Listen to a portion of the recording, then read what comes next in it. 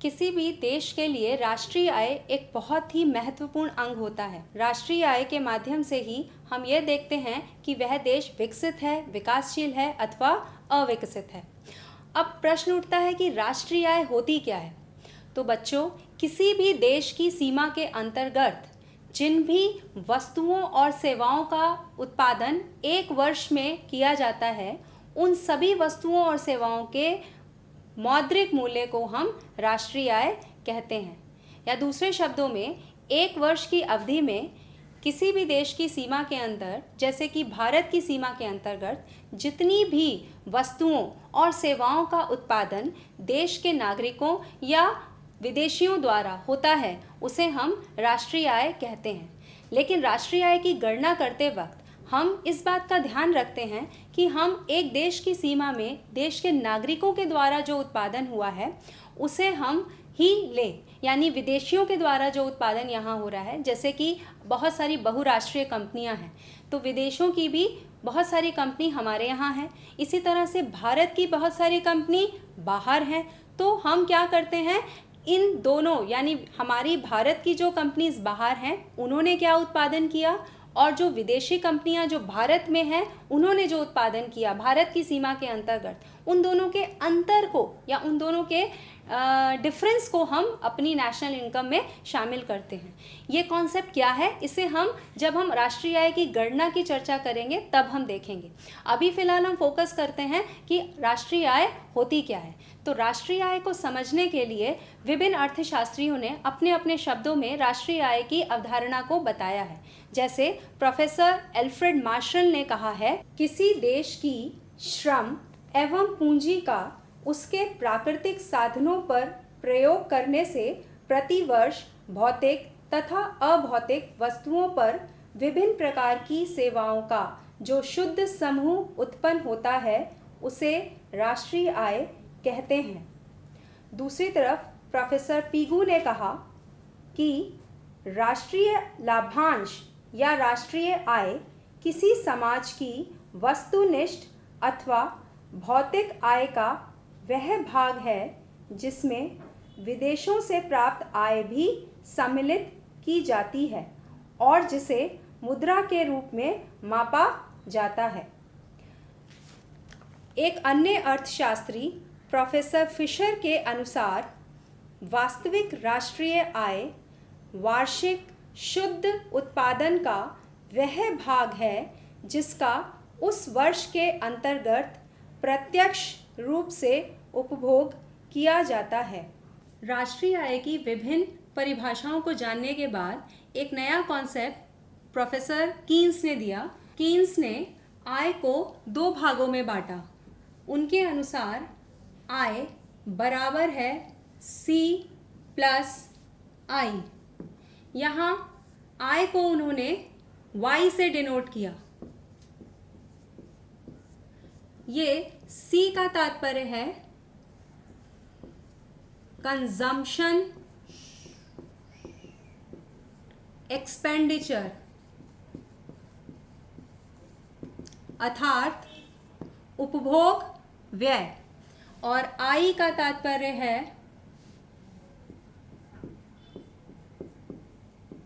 Investment expenditure, अर्थात निवेश व्यय। कीन्स के अनुसार आय को हम दो ही रूप में व्यय करते हैं। एक पोर्शन आय का हम उपभोग में खर्च करते हैं और दूसरा पोर्शन बचत के रूप में होता है, और यही बचत फिर निवेश में परिवर्तित हो जाती है। इसलिए कीन्स ने यहाँ पर बचत की जगह इन्वेस्टमेंट या आई शब्द को बताया है। तो कीन्स के अनुसार राष्ट्रीय आय दो तरीके से व्यय की जाती है। उसका कुछ भाग हम उपभोग पर व्यय करते हैं और उसका बचा हुआ भाग हम जो बचत करते हैं वो हम निवेश पर व्यय करते हैं। तो इन सब धारणाओं को जानने के बाद हमको मोटे रूप में तीन बातें सामने आती हैं, और वो तीन बातें क्या हैं? तो मुख्यतः राष्ट्रीय आय की तीन धारणाएं हमारे सामने आती हैं। सबसे पहली धारणा है GDP, अर्थात ग्रॉस डोमेस्टिक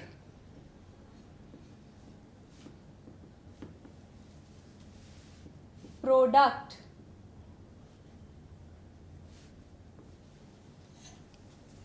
ग्रॉस का अर्थ हुआ सकल, डोमेस्टिक का अर्थ घरेलू, प्रोडक्ट का मतलब उत्पाद। तो जीडीपी का अर्थ है ग्रॉस डोमेस्टिक प्रोडक्ट या सकल घरेलू उत्पाद। अब सकल घरेलू उत्पाद होता क्या है? यदि हम बात करें कि एक देश की,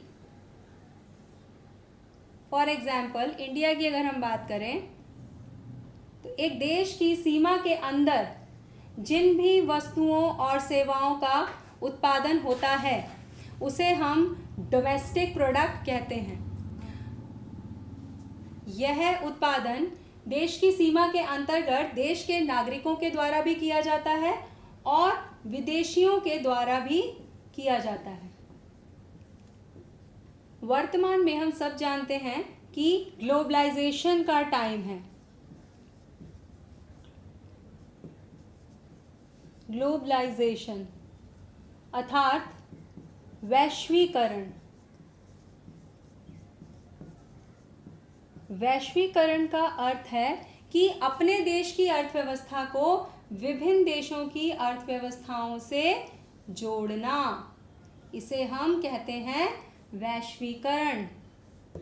तो एक देश की सीमा के अंदर उसके नागरिकों के द्वारा जिन भी वस्तुओं और सेवाओं का उत्पादन होता है, प्लस विदेशियों द्वारा जो भी उद्यम भारत की सीमा के अंतर्गत खोले गए हैं, उनके द्वारा जो भी वस्तुओं का उत्पादन होता है उसे हम ग्रॉस डोमेस्टिक प्रोडक्ट में शामिल करते हैं। तो विदेशियों यानी कि मल्टीनेशनल कंपनीज के माध्यम से उत्पादित माल प्लस देश के नागरिकों के द्वारा जो भी आर्थिक क्रियाएं हैं उनके द्वारा उत्पादित माल की मौद्रिक वैल्यू को हम ग्रॉस डोमेस्टिक प्रोडक्ट कहते हैं। अब हम बात करते हैं दूसरे कॉन्सेप्ट की, जिसका अर्थ है GNP अर्थात ग्रॉस नेशनल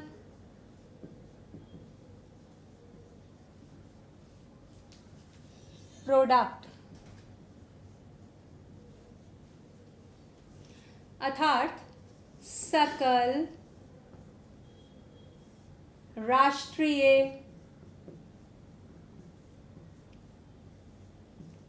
उत्पाद।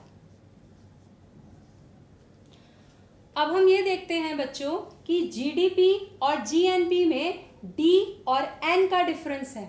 अर्थात जीडीपी में हमने डोमेस्टिक शब्द का इस्तेमाल किया और इसमें हम नेशनल शब्द का इस्तेमाल कर रहे हैं। तो इन दोनों में डोमेस्टिक और नेशनल में क्या अंतर है, सबसे पहले हम वह समझते हैं। अभी जैसा हमने बात की कि एक देश की सीमा के अंदर जितना भी प्रोडक्शन होता है वस्तुओं और सेवाओं का,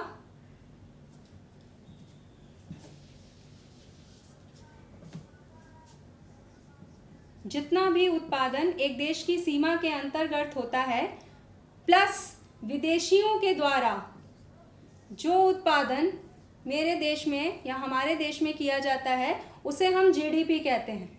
लेकिन नेशनल की अवधारणा की बात करें तो जैसा कि विभिन्न देश हमारे यहाँ उत्पादन करते हैं, उसी प्रकार हमारे देश के नागरिक भी विदेशों में जाकर आर्थिक क्रियाएं या उत्पादन करते हैं।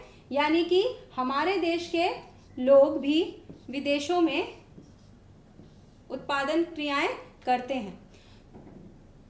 तो विदेशियों द्वारा हमारे देश में जो उत्पादन किया जाता है, उस उत्पादन के बाद उससे होने वाली आय वह विदेशी अपने देश में ले जाते हैं। तो ये उनके द्वारा किए गए उत्पादन के बदले जो आय है वह उन व्यक्तियों के देश की आय है जिस देश को वो बिलोंग करते हैं। उसी प्रकार से भारतीय यदि विदेशी अर्थव्यवस्थाओं में उत्पादन कर रहे हैं तो वहाँ जो इनकम जनरेट होती है या जो आय होती है वो हमारे देश का हिस्सा है। तो इस तरीके से विदेशियों की आय और भारतीयों की आय जो विदेशों में अर्जित की जा रही है उन दोनों के बीच के अंतर को हम नेशनल या ग्रॉस नेशनल प्रोडक्ट में शामिल करते हैं। तो इन दोनों का अंतर क्या हुआ? अगर हम मोटे तौर पे बोलें तो विदेशों से प्राप्त शुद्ध साधन आय, इसे हम कहते हैं विदेशों से प्राप्त शुद्ध साधन आय या net factor income received from abroad. इसे हम छोटे रूप में x माइनस एम यानी कि निर्यात माइनस आयात भी कह सकते हैं। तो जब हम विदेशों से प्राप्त शुद्ध साधन आय को इसमें शामिल करते हैं तो हमारा जीडीपी किस में परिवर्तित हो जाता है? नेशनल आय में। अर्थात विदेशियों ने जो उत्पादन यहाँ किया उनकी आय को हम माइनस करते हैं एंड जीडीपी में से, और भारतीयों ने जो विदेश में अर्जित किया उसको हम जीडीपी में प्लस करते हैं। तो हमारा जीएनपी अर्थात ग्रॉस नेशनल प्रोडक्ट निकल कर आता है। तीसरी धारणा है एनएनपी अर्थात नेट नेशनल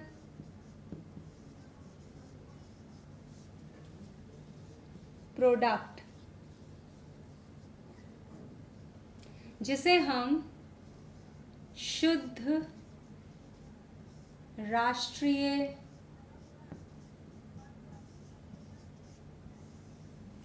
उत्पाद भी कहते हैं। अब जीएनपी और एनएनपी में जो बेसिक डिफरेंस है वह है ग्रॉस और नेट में। इसमें हमने ग्रॉस शब्द का इस्तेमाल किया है और तीसरी धारणा में हमने नेट या शुद्ध टर्म का या कॉन्सेप्ट का इस्तेमाल किया है। अब ग्रॉस और नेट में क्या डिफरेंस होता है उसको जानेंगे हम।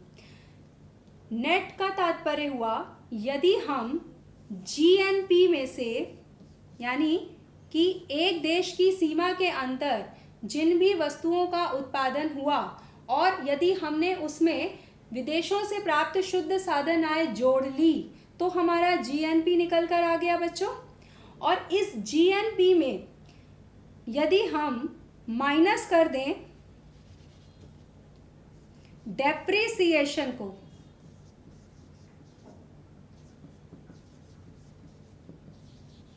यानी कि मूल्य ह्रास, यदि जीएनपी में से डेप्रिसिएशन को माइनस कर दिया जाता है तो यह धारणा बदल जाती है एनएनपी में। अब बच्चों प्रश्न उठता है कि ये डेप्रिसिएशन क्या है? डेप्रिसिएशन का तात्पर्य है कि जो भी मशीनरी जिसका इस्तेमाल हम उत्पादन क्रिया में करते हैं उसके लगातार उपयोग से उसमें घिसावट होने लगती है, वह खराब होने लगती है, तो डेप्रिसिएशन आता है। उस डेप्रिसिएशन को हम माइनस करते हैं जीएनपी से, तब हम एनएनपी यानी कि नेट नेशनल प्रोडक्ट के पास पहुंचते हैं। तो बच्चों हमने 3 धारणाएं राष्ट्रीय आय की जानी। वह है पहला जीडीपी, दूसरा जीएनपी और तीसरी धारणा है एनएनपी ग्रॉस डोमेस्टिक प्रोडक्ट, सकल घरेलू उत्पाद, ग्रॉस नेशनल प्रोडक्ट, सकल राष्ट्रीय उत्पाद, नेट नेशनल प्रोडक्ट, शुद्ध राष्ट्रीय उत्पाद।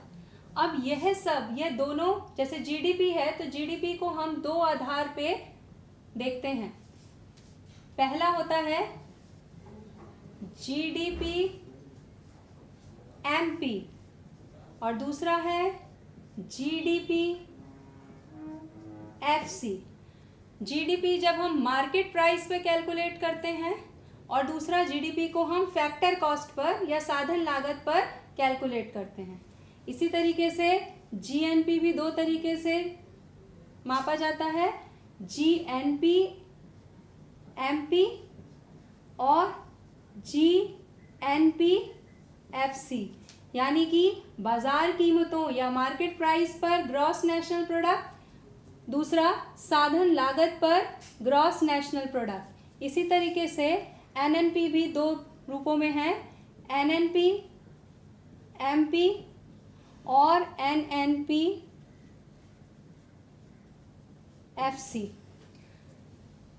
एनएनपी एफसी वास्तविक राष्ट्रीय आय है, वास्तविक राष्ट्रीय आय। वास्तविक राष्ट्रीय आय हमारी टेक्निकली उसे बोला जाता है एनएनपीएफसी, अर्थात साधन लागत पर शुद्ध राष्ट्रीय उत्पाद।